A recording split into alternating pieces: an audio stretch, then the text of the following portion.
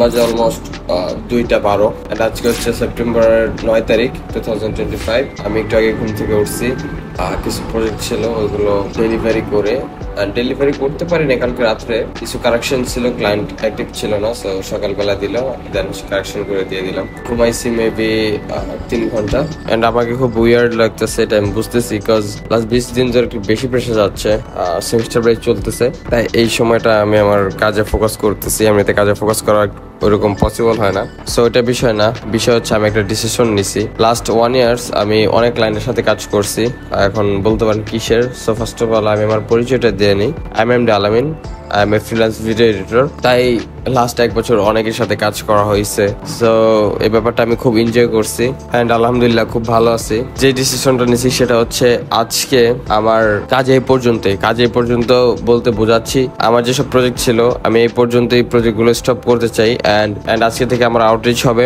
And আমরা দেখবো 1 মান্থে আমরা কোনো ক্লায়েন্ট লক করতে পারি কি পারি না। আমার ইউটিউব চ্যানেলে অনেক প্রোফাইলে ভিডিও আপলোড করা আছে, বাট ওইগুলো প্রাইভেট করে আমি এখন থেকে এই টাইপসের ভিডিওগুলো আপলোড করব, যেন আমিও শিখতে পারি, আমার একটা ফোর্স থাকে। কারণ একা একা কিছু করলে আসলে এটা মানে খুব স্লোলি হয় প্রসেসিং গুলা। তো এখন মনে হচ্ছে যে না, কারোর সাথে কথা বলতেছি, তারা আমার কাজ দেখতেছে, এরকম কিছু মনে হচ্ছে।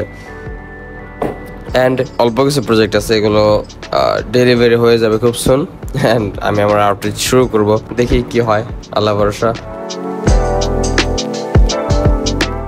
আচ্ছা, আপনাদের সাথে কথা বলছিলাম 2:12-তে আই থিঙ্ক, আর এখন বাজে 2:52। সকালবেলা যেই প্রজেক্ট ডেলিভারি করছিলাম ওটা কারেকশন দিছে। এখান থেকে আপনাদেরকে একটা বিষয় বোঝাতে চাই, সেটা হচ্ছে ক্লায়েন্ট কিভাবে হ্যাপি থাকবে তার উপরে কাজ করা। এখন আমার সাথে যে ঘটনা ঘটছে, এখান তো আমার কোনো ফল্ট ছিল না, সো উনি আমাকে একটা ভয়েস দিছে, ভয়েসের উপরে টোটালি ভিজুয়ালাইজেশন করতে হবে। Okay fine. আমার ক্লায়েন্ট আমাকে বলতেছে যে মাঝখানে একটা ভয়েস অ্যাড হয় নাই, কোন ভয়েসটা, ওটা স্ক্রিপ্টেও নাই। তো উনি আবার ভয়েস রেকর্ড করে আমাকে দিল, ভয়েসটা মেবি 5-6 সেকেন্ডের। এখন মানে মাঝখানে একটা পোর্শন অ্যাড করে দেন হচ্ছে ভিডিওটা এখন রেন্ডার করতেছি। সো এটার থেকে কি আমি কিন্তু তখন চাইলে হাইপার হয়ে যেতে পারতাম, বাট আমি কিন্তু হাইপার হইনি, কারণ ক্লায়েন্টের স্যাটিসফ্যাকশনের উপর সবকিছু। এখন সব ক্ষেত্রে টাকার চিন্তা করলে হয় না, সো এই ছোট ছোট বিষয়গুলো ক্লায়েন্ট খুব ভালোভাবে দেখে, পজিটিভলি দেখে। আমাদের অলওয়েজ উচিত ক্লায়েন্ট কিভাবে হ্যাপি থাকবে ওটা নিয়ে কাজ করা। সো এখন ভিডিওটা আমি ক্লায়েন্টকে দিয়ে দিব। সো আমি আউটরিচ করতেছিলাম, হুট করে একটা কথা মনে পড়লো আমাদের ডিস্ট্রাকশন নিয়ে। সো আমাদের ডিস্ট্রাকশন হয় সোশ্যাল মিডিয়ার জন্য, like Facebook, YouTube, TikTok, Instagram. আমাদের উচিত এইসব প্ল্যাটফর্ম থেকে দূরে থাকা। আমরা এখন কিভাবে দূরে থাকতে পারবো? আমরা চাইলেই কিন্তু বাদ দিতে পারবো না, আর যদি বাদ দিতে পারি তাহলে গুড। যারা আমরা পারি না তাদের জন্য করণীয় হচ্ছে কাজের সময় অ্যাটলিস্ট ফোনটা দূরে রাখা। ডিস্ট্রাকশন এমন লেভেলের হয়, একটু যদি কোনো নোটিফিকেশন আসে ঢুকি, তাইলে দেখা যায় যে আধা ঘন্টা 1 ঘন্টা চলে গেছে। আমার যেখানে লাগতো 1 ঘন্টা ডিস্ট্রাকশনের জন্য প্রজেক্ট আমার সারা রাত চলে যাচ্ছে, বাট হচ্ছে না। আউটরিচ করতেছি, দেখি কি হয়, আপনাদেরকে আপডেট দিতে থাকবো। গাইস, গুড নিউজ, একটা ক্লায়েন্ট নক করছে আমাকে আউটরিচের মাধ্যমে। ওনার হচ্ছে রিয়েল এস্টেট বিজনেস করে।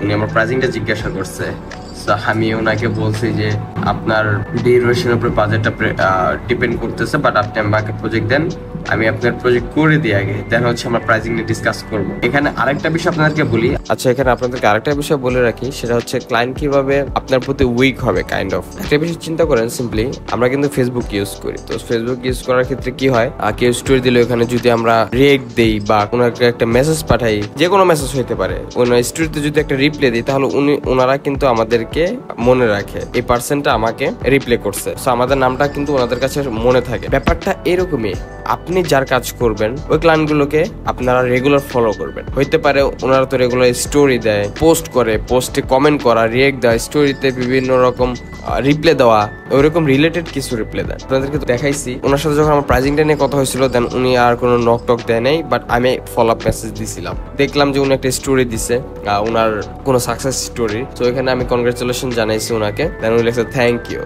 সো তারপর আমি লিখছি যে গিভ মি এ র ফুটেজ তো তারপর আমি ওনার কাছে ফুটেজ চাইছি, সো উনি আমাকে রিপ্লাই দিয়েছে why can I send you videos, client যেভাবে কমফোর্ট হবে ওইভাবে নেওয়া উচিত। সো আমি ওনাকে লিখছি হাউ কমফোর্টেবল ইউ আর। তো তারপর উনি আমাকে আবার জিজ্ঞাসা করছে যে তুমি কিভাবে নিতে চাও, তোমার জন্য কিভাবে ভালো হয়, কোয়ালিটি কিভাবে ভালো থাকবে। যেহেতু আমরা ছোট থেকে স্টার্ট করতেছি, ওনাকে আমি সিম্পল ভাবে ড্রাইভই দিতে বলি। সো তারপর উনি আর কোনো রিপ্লাই দেয় নেই।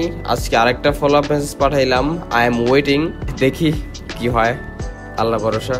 আর অনেক, আমি আপনাদেরকে একটা কথা বলি, আমি এখানে অলমোস্ট 400 থেকে 500টা আউটরিচ করছি, মেসেজ আছে একটা। এখন আমি এটাকে কিভাবে আপডেট করতে পারবো, আপডেট করব, এটা হচ্ছে আমি নেক্সট ভিডিওতে বলবো যে আমরা কিভাবে 10 জন ক্লায়েন্টকে যদি আমরা নক করি 10 জন থেকে আমাদেরকে 2 জন ক্লায়েন্ট রিপ্লাই দিবে। এই ট্রিক্সটা আমি অ্যাপ্লাই করি, দেন হচ্ছে আপনাদেরকে শেয়ার করবো। আজকের ভিডিও ছিল এই পর্যন্তই, অনেক লম্বা ভিডিও করলাম, অনেক বকবক করলাম। জানি না আপনাদেরকে কি ভ্যালু প্রোভাইড করতেছে ভিডিওগুলো, আমার জন্য খুব ভ্যালুয়েবল হচ্ছে, কারণ আমার এখন মনে হচ্ছে যে না, আমার কাজের মধ্যে একটা অন্যরকম কনফিডেন্স আসতেছে এন্ড ফোর্স হচ্ছে নিজে নিজে, না আমার ভিডিও দেখতেছে, আমার কাজ করা উচিত। এ পর্যন্তই, ভালো থাকবেন, সুস্থ থাকবেন, দেখা হচ্ছে নেক্সট কোনো ভিডিওতে। টাটা।